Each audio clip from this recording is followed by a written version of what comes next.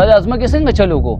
سهار خبر شوم وایي کې لږه مسله ده خان یو 300 کنال ځمکه هم دې نه کلیر کړه او د 200 کنالو کې لږه مسله ده پوری کلي کسان دي نو ستا یو رنګ سره مسله حل شي څه شي داسې ملا څوک شته چې زموږ په ځمکه کې به ګوتې وایي زم ورپسې دا ټول ځمکه ترې قبضه کوم خو اوس خان السلام علیکم خان جي ډېره غټه غلطي رانه شوې ده څه چل شوی دی دا څوک دی وی خان دا د بانډي دي څه چلی کړی دی ولې خانو د ټول ساروي زمونږ په تیار فصل مایرا پرې خودي وو ټول فصل خراب کړو نو ساروي دې نه مونږ نیسلی دي دا دومره جرأت زما په ځمکه د ساروي را پرېښودل تا ته دومره پته نه وه چې دا ځمکه د چا ده پاسه وځه د سارو نوم وانلې یعنې الټه دې وټوانډوم خان 50 ساروي ساتي خو د ځمکې او د بوس بندوبست والا نه کوي چې یو ساروی هم دنه بونځي ښه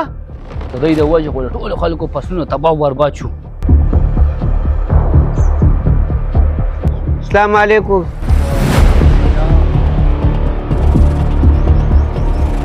څه نیغ نیغ راته ګورې اوږه شوی مې د ډوډۍ بندوبست راله وکړه روټۍ خو به وشي خو ته ما سره د کټ کې څنګه کېناستې چې خلک څنګه کیني نو هغسې کېناستم نو نه که نه زما ډېر یو غټ حیثیت دی او ته غریب سړی ما سره په کټ کې کېناستې ډېر ښه خلک خان سره په ځمکه مایناسي ښه پوره 2000 کناله ځمکه یې ده دا څه دومره غټه خبره خو نه ده چې څومره د ده ځمکه ده دومره زما ځمکه ده دا دې څه ویوې په دې ټولو علاقه کې زما عمره ځمکه د چا نشته په الله مې دې قسمي چې څومره ځمکه ستا ده دومره زما ده نه منم ستا د حیثیت ته ماته پته لګي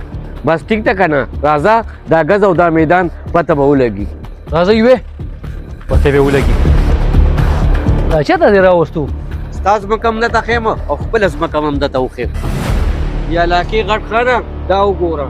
دا خو ته موږ مقبرې ته راوستو حقیقتي ځای زمونږ دارې چې څومره ستارې دومره زمارې نو ته څنګه زما په حیثیت کې سیوا شوې بل دا چې د دنیا د اعمال او دولت هر څه دلته پاتې نو دا دومره غرور او تکبر د څه ملنګه حقیقت دی ښه چې راسترګې دې راله کوله وکړې بس